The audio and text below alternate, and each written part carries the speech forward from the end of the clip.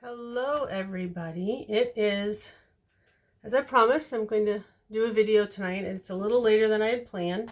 Today is my middle child's 12th birthday, so we had to do all the festivities, and then she was so excited she couldn't go to sleep. Lord save me from a tween girl and a phone. She got her first phone now that she's reached 12, and she's just so excited. She's finally in touch with the outside world again. So tonight we're going to go over kind of my process of how I seal my ornaments and my art pieces, my cards, and a lot of the things I make that are under glass are not sealed because they are protected by the glass. My canvas pieces and my ornaments, because they're exposed, I seal them. Sometimes things like decorations for wreaths, I'll do multiple coats, but typically I'll do one good coat. So here's what we're going to do tonight. I have all these little butterflies that I've made. I've made several different sizes with different color combinations for a piece I'm working on right now. The other thing I use is, I usually try to keep some fairly good quality, not super expensive, but good quality artist brushes. This is an angle brush. I don't know if you can see real well. So that's that. This is a really good width to use, this size. It's about 1/4 of an inch. The paper is 1/8 of an inch, so this gives a good overlap on the edge of the paper, so you can get a good coat along the edge. The other thing I have is the sealer I use is this. Since it's reversed, I'll read it for you since it's mirrored. It's Judykins. It's called Diamond Glaze. I get mine on Amazon. I actually have a big jug. I'll use this bottle and I'll refill it. But I like it. It's got a good shine to it. It is a gloss. It's not matte. I don't like matte. I had a matte one, and my biggest struggle is I couldn't see where I'd been. So, and that made it hard to make sure I'd coated everything, especially when you get inside the pieces. So what I always do, and I just get these little cups. Honestly, they're the Jello shot cups from the grocery store that you find in the end cap. But they come in handy because they do have lids. So if I don't use all my glaze at the first time, I can just put a lid on it, and it's usually good for a couple weeks even. Eventually it will start to thicken and you just add more water. As you can see, there's just a little bit of water in here.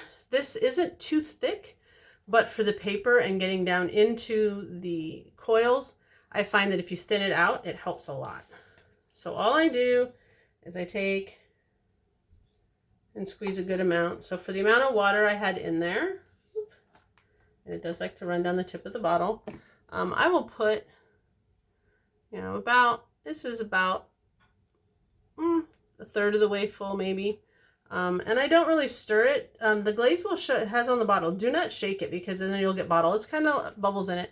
It's kind of like a polyurethane, like when you're working with poly with wood. You don't want to get bubbles in it in your glaze too much because then you get bubbles on your piece. So I'll just swish it around a little. Sometimes I'll take one of my toothpicks.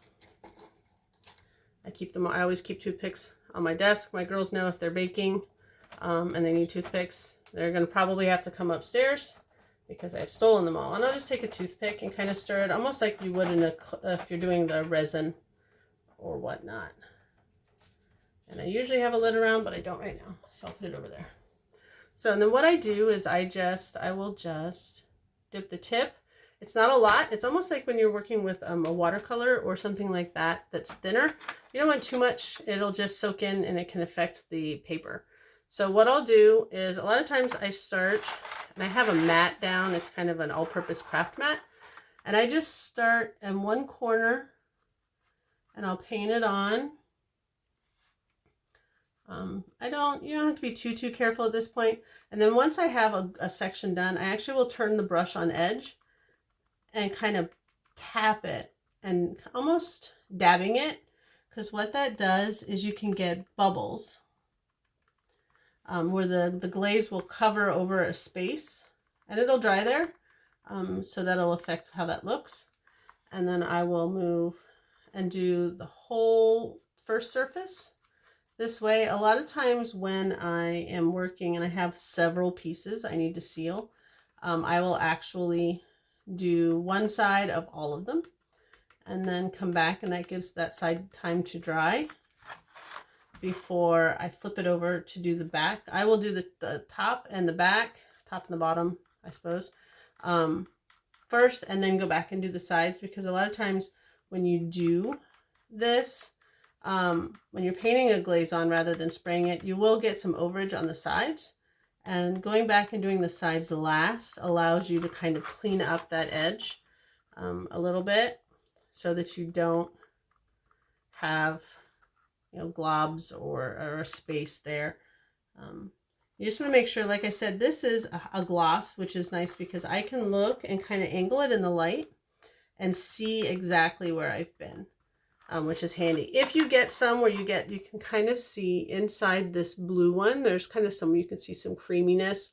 That's where some of the glaze is built up. So what you can really do, and this is where the mat comes in handy, is you just take it and blow it, and what that does is that blows that glaze out. It'll blow it onto your mat, so you always want to protect your surface. But so that's how I do. So I'm gonna go ahead and finish this side of the butterflies, and I'll be right back. All right, I wanted to show you guys something interesting and something that's a little more difficult to do. So if you see, this butterfly has, put it on this, has some laciness to it. It's a really open coil. I'll show you guys this technique another day. But for stuff like this, where you can't really brush a glaze on, what I will do is I'll dip, like I normally do, onto my brush, and then it's all a dab. So where normally we would be removing excess, we're using this technique using the dabbing to actually apply the glaze. This is also the reason why I buy not too expensive brushes, because it is very difficult on the ends of the bristles. You can see as I go, it'll kind of feather them out. Luckily, once I wash the glaze out, a lot of times they do go back. I do have some that I've had to retire because of this. I don't do this quilling technique too much, mainly because of this. It also is one where you have to blow out any excess. Otherwise, your coils, you'll have bubbles and globs of sealant in the coils themselves. So that's just a little alternate technique to get more open pieces. Okay, now I've done the top side of all of these, and you can see, you might be able to see, there's a little bit of a shine to them. I actually didn't blow that one out, so it's got some bubbles. Another thing you can do, and I can see I have some bubbles, is to take your needle tool, which looks like this, and where you see the bubbles, you're just going to go through and kind of pop them. You know, it helps, especially with the smaller ones that go in between coils, and you'll have them in the middle of the beads. They'll kind of be everywhere. It's a lot easier to get them before the glaze dries, because once the glaze dries, it's kind of like removing glaze from a donut. So it'll be across it, and it'll be really hard to make sure you don't leave a flap or something. So there are two purposes for my glazes. It helps protect the paper a little bit from moisture. The other thing it does is stabilize it. So the back side of this is paper.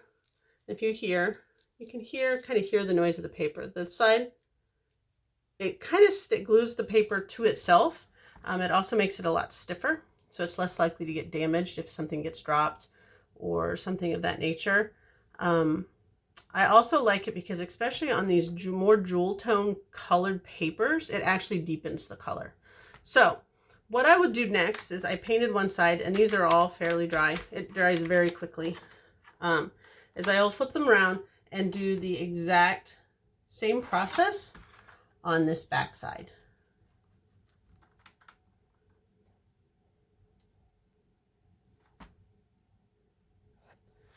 Okay, the next step, once I do the front and the back are both done, is I will actually turn this on edge and take my brush and go all along the edge of this paper. And this is where you can really see kind of what it does with the color. It deepens it just a little bit. It almost like when you apply a poly or such to wood, or even when you seal stone and it pulls out some of the colors and makes the colors brighter and more stand out more. It does the same thing with paper. There is one important, very important thing when you're painting any liquid glaze, or even with glue, you can run into this. When you're working with a liquid and paper, obviously, you know, paper is porous. So what you can do is you will actually find if there's too much water or you're too heavy-handed with a glaze or even the glue, it will affect your coils. It'll actually loosen them out and glue them together. So you almost end up with a ring. The coils aren't quite as defined. So it's always very, very important to make sure that you're not being too heavy-handed. You use fairly light coats. If you want to have a little extra protection, what you can do is you can always go back and put on a second coat. That way, the first coat you're adding on to the first coat instead of affecting the paper and soaking the paper, because that will definitely affect the quality and the appearance of what you're working on. So this one is actually done. The edge, if you can see the shine on the edge, the front and the back. This one is, I won't say indestructible, but it'll hold up to a lot, which is good because it will be, this one is planned, the butterflies will be going on a canvas. I use open frames on my canvases because they will be three-dimensional. So when this one is put back together, I will show you how that goes. I did want to show you one other thing that I do with my glaze. And these are butterflies. It's the same butterflies that I've cut out of cardstock. There's an interesting effect that the glaze will do when you're working on flat. I have done some paper flowers where they were flat paper flowers. I cut them on my Cricut. And when I painted the glaze on, if you can see, what it does is it actually curls the petals. I didn't do any curling or any effects or anything other than painting a glaze on these. That is just from the effect of the moisture and the glaze on the paper. I'm going to do that to this butterfly, and I'll kind of show you how that goes really fast. It's not a slow process. It goes fairly quickly. It'll go and it'll curl more and more as it dries. So it's just a matter of, if you want to get a three-dimensional out of a flat paper, what you do is you just simply will paint your glaze. And again, this is why I protect my surface. There's glaze all over this paper, this board.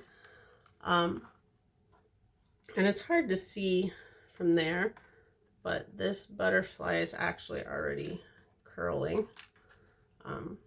She's got just a little bit of a curl this way. Once this side is dry, I will paint the other side to protect it, because again, this is joining the other butterflies on the canvas.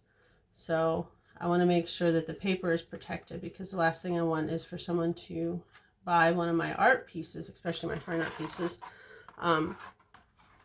and you know, spend the money, and then a couple years down the road, or a couple months, heaven forbid, the paper gets affected by moisture. So I try to seal everything really well. Like I showed you, you can always put 2 coats on, which I am doing with this because it is going to be unprotected.